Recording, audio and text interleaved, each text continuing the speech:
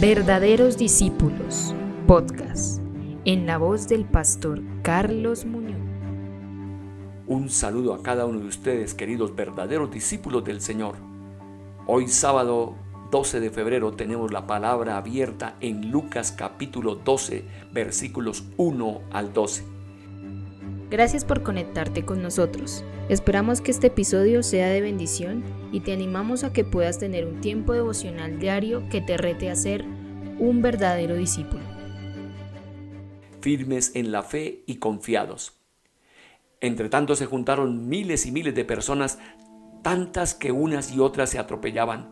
Jesús comenzó a hablar dirigiéndose primero a sus discípulos. Cuídense de la levadura de los fariseos, es decir, de su hipocresía, porque no hay ningún secreto que no llegue a descubrirse, ni nada escondido que no llegue a saberse. Por tanto, todo lo que ustedes han dicho en la oscuridad se oirá a la luz del día, y lo que han dicho en secreto y a la puerta cerrada será gritado desde las azoteas de las casas. A ustedes, amigos míos, les digo que no deben tener miedo de los que matan el cuerpo, pero después no pueden hacer más. Yo les voy a decir a quién deben temerle y tenerle miedo. Ténganle miedo al que, después de quitar la vida, tiene autoridad para echar en el infierno. Sí, ténganle miedo a él. No se venden 5 pajarillos por 2 moneditas, sin embargo, Dios no se olvida de ninguno de ellos. En cuanto a ustedes mismos, hasta los cabellos de la cabeza Él los tiene contados uno por uno. Así que no tengan miedo, ustedes valen más que muchos pajarillos. Les digo que si alguien se declarará a mi favor delante de los hombres, también el Hijo del Hombre se declarará a favor de él delante de los ángeles de Dios. Pero el que me niegue delante de los hombres será negado delante de los ángeles de Dios. Dios perdonará incluso a aquel que diga algo contra el Hijo del Hombre, pero no perdonará a aquel que con sus palabras ofenda al Espíritu Santo. Cuando los lleven a ustedes a las sinagogas o ante los jueces y las autoridades, no se preocupen por cómo van a defenderse o qué van a decir, porque cuando les llegue el momento de hablar, el Espíritu Santo les enseñará lo que deben decir. Aquí podemos notar cómo las multitudes estuvieron a la expectativa de la salida de esa comida que tuvo Jesús allá en la casa del fariseo. Y la fama de Jesús es muy grande, y entonces muchos se acercaron y sale Jesús con sus discípulos. Pero lo triste es que sí, la popularidad va en decadencia, porque Jesús habla a sus discípulos en presencia de una multitud para que ellos oigan, para que los mismos fariseos oigan, y está diciendo: guardaos de la levadura de los fariseos. Aquí nos está diciendo que esa levadura se llama hipocresía, simulación de la devoción a Dios sin la verdadera realidad.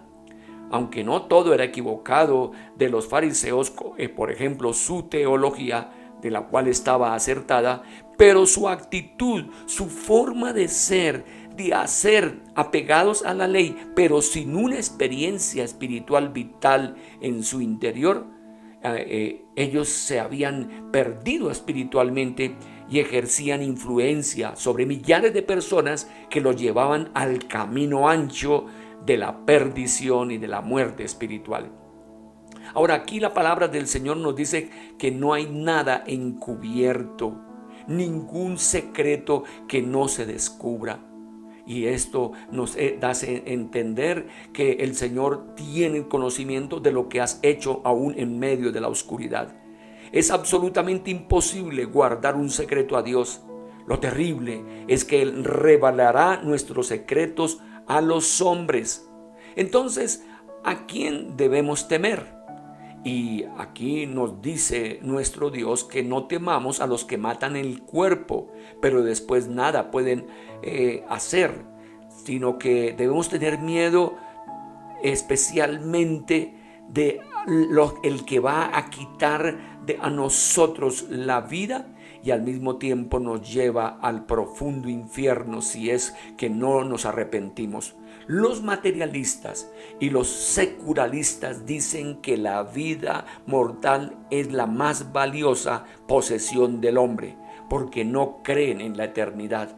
Para nosotros y especialmente para todos los seguidores al principio de Jesús, durante 300 años pagaron el precio de dar su vida por la causa de Jesucristo, de hablar que era el Señor y Salvador. Para ellos la eternidad tenía más valor que las mismas vivencias aquí en la tierra.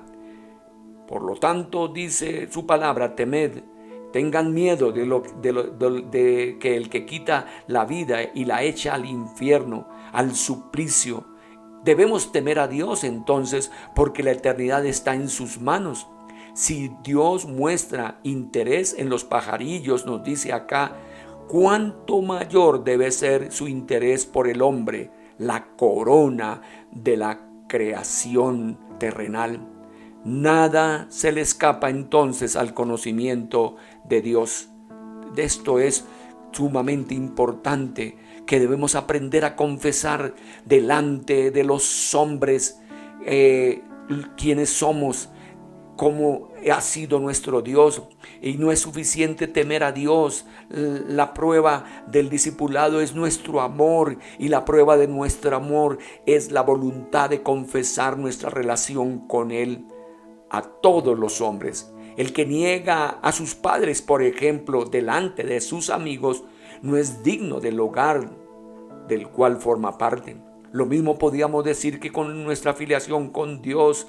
Debemos nosotros nunca negar de a dónde hemos venido, que estamos ahora perteneciendo a la ciudadanía del cielo, y no pueden existir entonces en nosotros el desamor, el egoísmo o la cobardía, características de una actitud hacia Dios de un hombre que no tiene en su corazón al Señor. Ahora, aquí nos está hablando del Espíritu Santo, también un tema supremamente de valor para todos nosotros, porque dice que todo aquel que diga alguna palabra contra el Hijo del Hombre será perdonada, pero el que blasfeme contra el Espíritu Santo no será perdonado.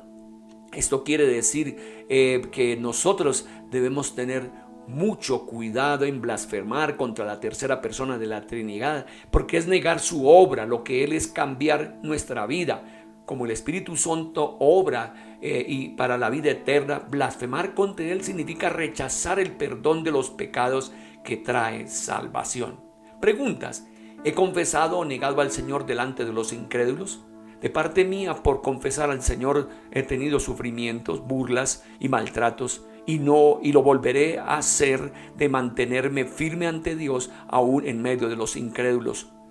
Y podemos estar aquí mirando la persona correcta que nos habla el ensayo. Los hombres necesitamos una mirada que pueda considerar la totalidad de las cosas para tener perspectiva global de las circunstancias y evitar hundirnos en un vaso con agua. De esta forma, algunos dejarían de sentirse amenazados porque perdieron un poco de autoridad, y otros dejarían de creer que la autoridad sobre ellos es una manifestación de odio. ¿Por qué 5 minutos parecen una eternidad para un niño de 2 años?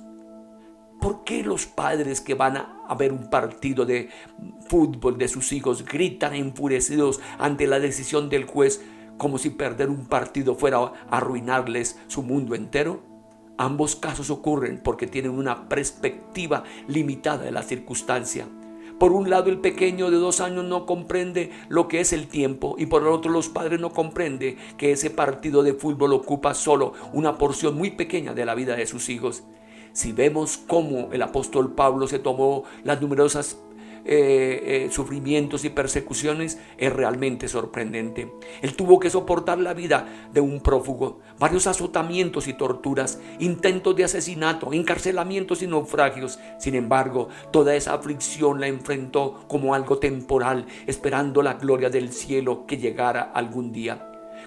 Con cada problema se reafirma en su temor a Jesús y se despoja del temor a los hombres. Por eso se volvía cada vez más fuerte Pablo. Además, aprendió a apoyarse en la fuerza y el poder que Dios nos da para superar las aflicciones. De este modo, ni siquiera el martirio pudo asustarlo. La aflicción y el sufrimiento nos enseña una perspectiva absoluta y verdadera del valor de temer a Dios cuando quitamos nuestros ojos de la situación o de las personas. Por tanto, en medio de las pruebas, busquemos el rostro del Padre, el único al que realmente debemos temer. Oremos al Señor. Padre, gracias por recordarme que mi vida está resguardada en ti, incluso ante las amenazas de los hombres y de las situaciones que me producen temor.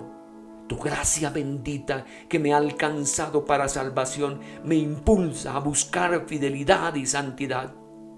Te reconoceré en todos mis caminos y no dejaré de reconocerte delante de los hombres, porque soy testigo de tus grandezas en mi vida y en la vida de otros. Gracias, Señor. Amén. Dios le bendiga. Felicidades. Gracias por escuchar el podcast Verdaderos Discípulos. Te invitamos a que compartas con otros. Si deseas conectar con nosotros, síguenos en nuestras redes sociales. Un podcast de la Iglesia Comunidad Cristiana Nazarena de Modelia. Dios te bendiga.